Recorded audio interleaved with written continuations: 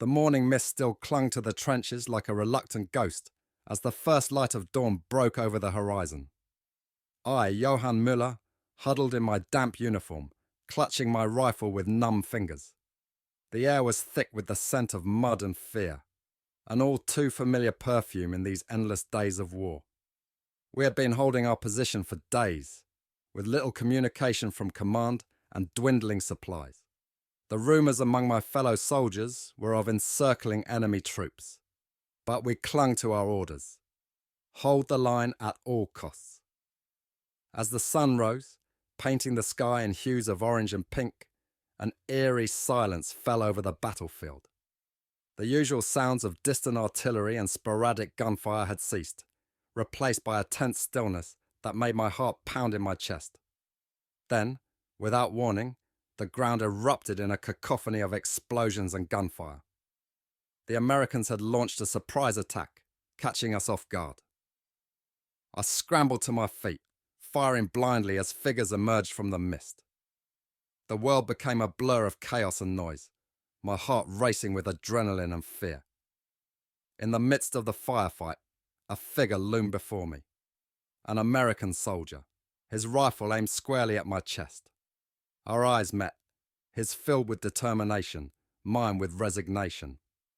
I knew in that moment that resistance was futile. I dropped my rifle, raising my hands in surrender. The American soldier cautiously approached, his rifle still trained on me.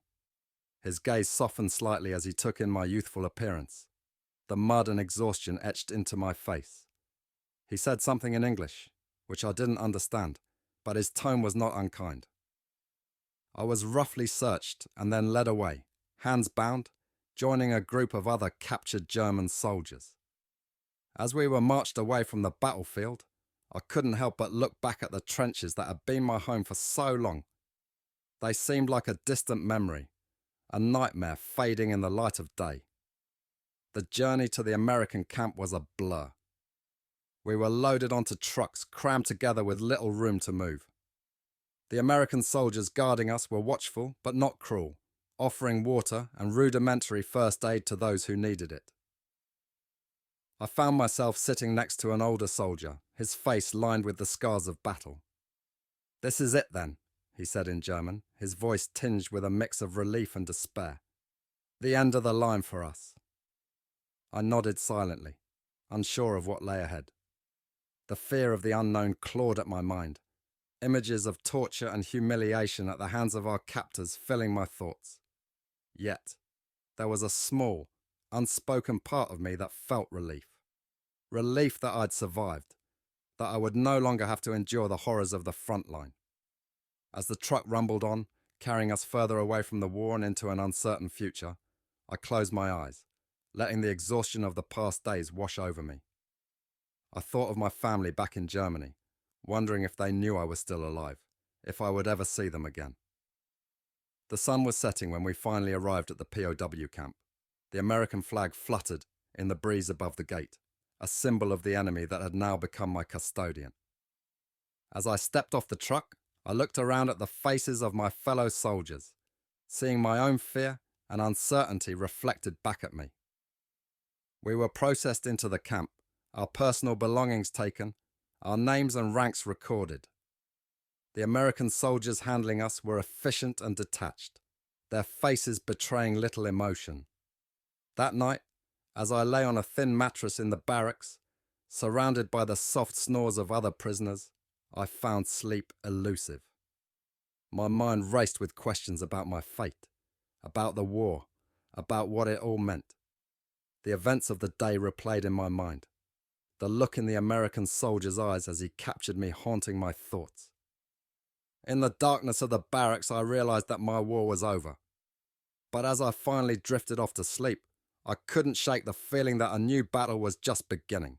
A battle for understanding, for redemption, for a glimpse of hope in a world torn apart by conflict. And so, my journey as a prisoner of war in America began. A journey that would challenge everything I knew, everything I believed in. A journey that would change me in ways I could never have imagined. As the first light of dawn filtered through the small barred window of the barracks, I awoke to a new reality. The sounds of the camp coming to life were foreign yet oddly methodical. The distant clanging of metal, the muffled voices of guards, and the shuffling of feet created a symphony of captivity.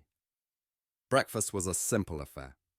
We were herded to a mess hall, where we received portions of bread and a watery soup.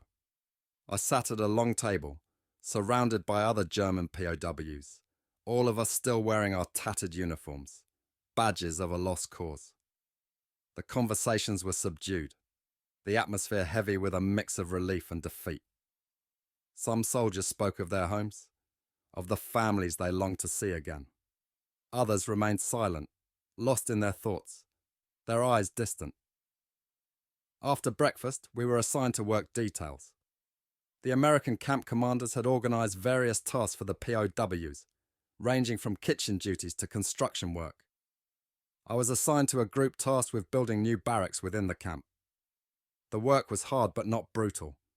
American soldiers supervised us, their manner strictly professional. They spoke little, and when they did, it was usually in commands or brief instructions. Despite the language barrier, we understood what was expected of us. As I worked, I couldn't help but observe the Americans. They were different from what our propaganda had portrayed. There was no evident malice in their actions, no overt cruelty. This realization was disorienting, conflicting with the image of the ruthless enemy that had been ingrained in me. Days turned into weeks, and the routine of the camp became familiar. The initial fear and uncertainty gradually gave way to a resigned acceptance. The camp with its fences and guards became our world, a small island in the vast ocean of the war that continued beyond its confines. One day, while working on the construction site, an incident occurred that would profoundly impact my perception of the Americans. A fellow POW, a young man not much older than myself, collapsed from exhaustion. The American overseer, a tall man with a stern face, rushed to his side. Expecting reprimands or punishment, we were surprised when the overseer called for a medic. The American's concern for the well-being of a German soldier was unexpected. As the medic tended to the young man, offering him water and checking his vitals, the overseer looked on, his expression softening. This act of kindness, small as it was, began to chip away at the wall of animosity I had built towards the Americans. It made me question what else I had been misled about, what other truths had been twisted by the propaganda of my own country. In the evenings, after the day's work was done, we were allowed some leisure time. We would gather in the barracks, sharing stories and experiences. It was during these moments that I began to see my fellow POWs in a different light. We were no longer just soldiers of the Third Reich, but men with families, dreams and regrets. I befriended a man named Friedrich, an older soldier who had been a teacher before the war. He spoke often of his wife and children, of his longing to return to the classroom. His stories were a window to a life outside the confines of war, a reminder of the world I too had left behind. Friedrich and I would often discuss the war, the reasons we had fought, and the future that awaited us. He had a way of looking at things, a perspective that was both realistic and hopeful. His friendship became a source of comfort in the monotonous and uncertain life in the camp. As the months passed, the reality of Germany's situation became increasingly apparent. News trickled into the camp, stories of defeats and retreats. The once mighty German war machine was faltering, and with it, the ideology that had driven us to this point. In those moments of reflection, I began to understand the futility of what we had been fighting for. The loss, the destruction, the suffering, it all seemed senseless, a tragic waste of life and resources. The realization was both liberating and devastating. I spent many nights lying awake, pondering the path that had led me here, to a POW camp in America. The journey had been long, both in miles and in experiences. I had left home a fervent believer in our cause, only to find myself questioning everything I had once held to be true. The camp, with its barbed wire and watchtowers, had become more than a prison. It was a place of introspection, a catalyst for change. In the faces of my fellow POWs, in the actions of our captors, I saw the complexities of war, the shades of grey in a conflict I had once seen in stark black and white.